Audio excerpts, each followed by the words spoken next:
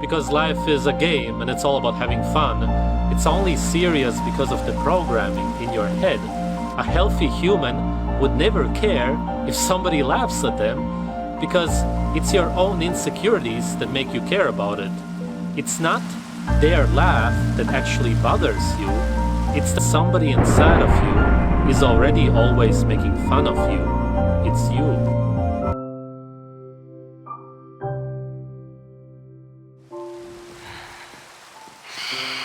Desde criança, alguém apertou o Enter na sua mente e instalou um sistema operacional chamado medo.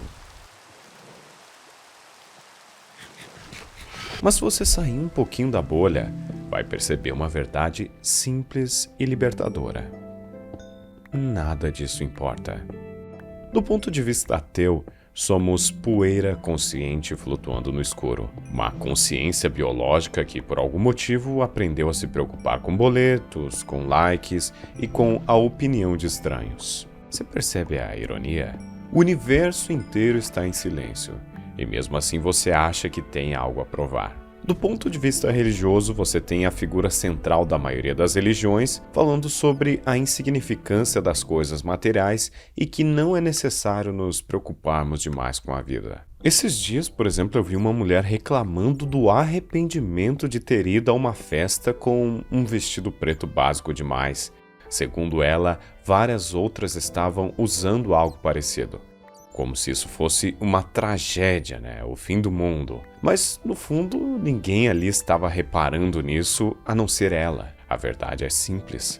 Cada pessoa está tão ocupada com suas próprias inseguranças que mal tem tempo de notar dos outros. A mesma coisa com quem posta direto nas redes sociais. Primeiro que se você é uma pessoa comum e fica postando frases bonitinhas, ninguém vai ler porque ninguém realmente quer saber o que você pensa. As pessoas nas redes sociais só vão dar atenção para você ou por interesse na sua aparência, ou se você for vulgar o suficiente para atrair a atenção de homens. Tem gente que perde o sono revendo uma conversa de 10 segundos, imaginando se falou algo errado, enquanto a outra pessoa já esqueceu completamente o assunto. Tem gente que vive como se estivesse sendo observado o tempo todo, como se cada passo fosse decisivo, como se qualquer deslize fosse destruir sua reputação. E no final, nada disso importa.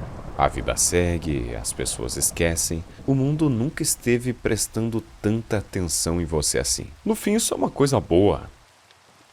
Outro fenômeno curioso que eu andei reparando aqui esses dias é quando alguém morre. E é claro, não quero ser incompreendido aqui, a morte é sempre um acontecimento delicado, né? E devemos ter empatia por pessoas que perderam entes queridos. Mas existe um fenômeno bem curioso, quase que automático, onde as pessoas sentem a necessidade de escrever mensagens públicas para o falecido nos stories ou nos status. Coisas como, preste bem atenção na frase, tá? Descanse em paz, meu amigo. Espero que você esteja em um lugar melhor.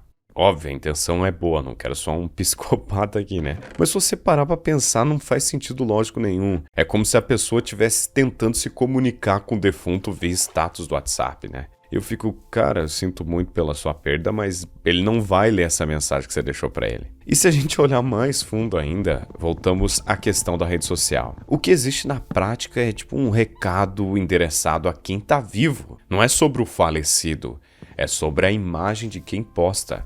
É tipo o ego tentando mostrar ao mundo, né? Olha como eu estou sofrendo, olhem como eu era próximo dele, olhem como eu sou sensível, né? Obviamente isso aqui não é maldade, é apenas o ser humano tentando validar sua dor, tentando mostrar que faz parte daquela história. É uma busca inconsciente por atenção, né? Por pertencimento, por reconhecimento, até nos momentos mais tristes. Mas mesmo assim eu não consigo ver sentido em você se comunicar com o defunto via status do WhatsApp, entendeu? O ponto aqui não é julgar, mas perceber o mecanismo, porque quando você enxerga isso, percebe como o ego molda comportamentos que, no fundo, não tem muita lógica, né? Só carregam a necessidade humana de ser visto. O ser humano vive cercado por pequenas preocupações que, quando observadas de fora, não fazem o menor sentido. Imagina que você é um alien olhando para a humanidade assim, e do nada você assume o controle de um ser humano. Se você olhar esse ser humano sem o ego, você consegue fazer coisas extraordinárias. Porque o ego que cria os problemas onde não existe nenhum. Ele transforma detalhes insignificantes em dramas pessoais, porque precisa encontrar maneiras de provar sua própria importância. É o tipo da pessoa que compra aquele carrão que ela não pode comprar para parecer bem-sucedida, né? Não entenda errado aqui, eu gosto muito de carros, né? Se a pessoa tiver condição, vai fundo, quem que não quer ter uma BMW preta, né? Mas tem pessoas que se endividam para impressionar pessoas que nem gostam dela.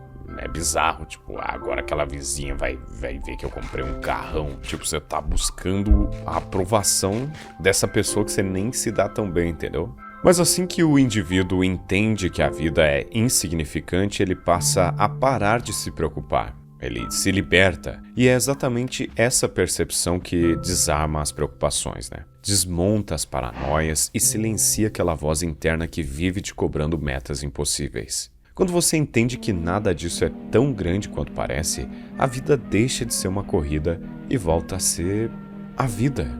A pessoa para de encher a cabeça com notícias negativas, intrigas, polêmicas e tragédias diárias. Ela percebe que aquilo nunca foi informação, era apenas veneno emocional. Era só o mundo tentando te convencer de que tudo é urgente, tudo é crítico, tudo é perigoso.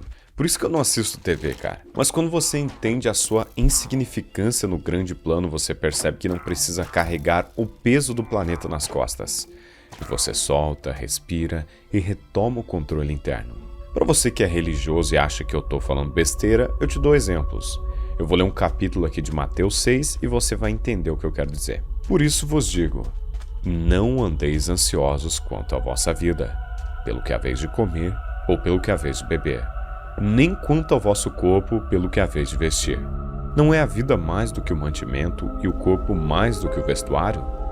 Olhai para os lírios do campo, como eles crescem, não trabalham nem fiam. Não andeis, pois, inquietos, dizendo, que comeremos, o que beberemos, ou com o que nos vestiremos? Porque todas estas coisas os gentios procuram. De certo, vosso Pai Celestial bem que sabe que necessitais de todas essas coisas. Mas buscai primeiro o reino de Deus e sua justiça, e todas essas coisas vos serão acrescentadas. Jesus literalmente manda você parar de se preocupar com o futuro. Ele diz, basta a cada dia o seu próprio mal. Ou seja, o amanhã não existe. Pare de tentar carregar o peso dele. Isso é o quê? Exatamente o que estou dizendo. Você não tem controle e não deveria se torturar por isso. Quando ele fala, observai as aves dos céus, ele olha para os animais que não têm planejamento, não guardam comida, não fazem seguro de vida e mesmo assim vivem. Ele diz basicamente para imitá-los. Animais vivem no presente, sem paranoia, sem ego, sem carga emocional artificial. Por isso, filosofias como a de David Goggins não fazem o menor sentido para mim.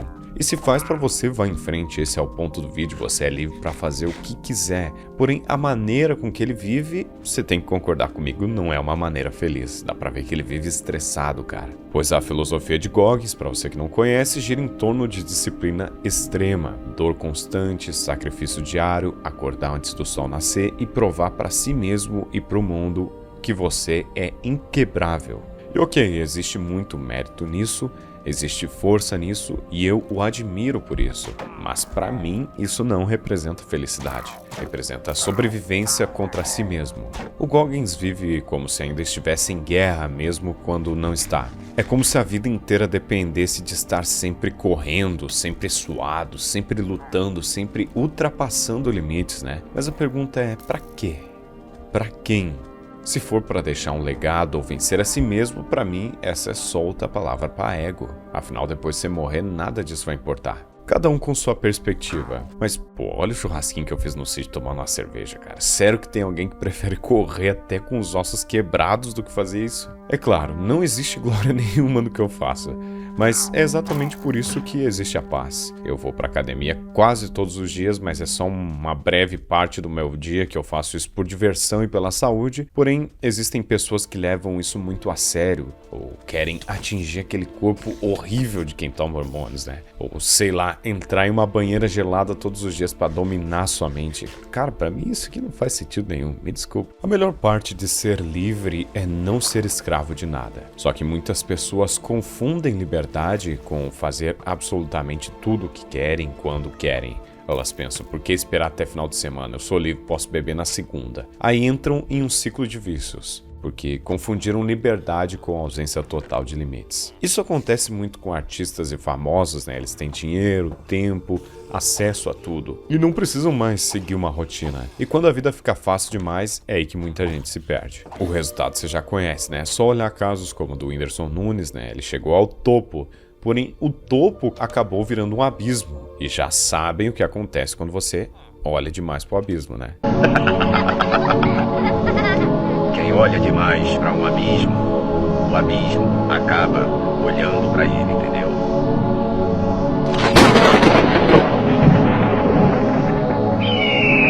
Falando nesse cara, ele é um grande exemplo de uma pessoa que está desapegada ao medo. O Itaca Maeno durante anos foi colocado como o cara louco da internet e estranho que só dá medo, sendo que quem acompanha suas lives ou vídeos antigos sabe que fora do personagem ele é um cara bem calmo e sábio. Eu já vi ele gravando aqueles vídeos malucos dele no ônibus, ou seja, ele já desapegou da opinião alheia há muito tempo e por isso é um cara mais foda do que 90% da população. Mas enfim, cara, acho que semana que vem eu irei fazer um vídeo, né, fazendo um churrasquinho aqui na minha casa da cidade agora, ouvindo uma boa música e demonstrando a vocês como eu faço para celebrar a insignificância de nossas vidas.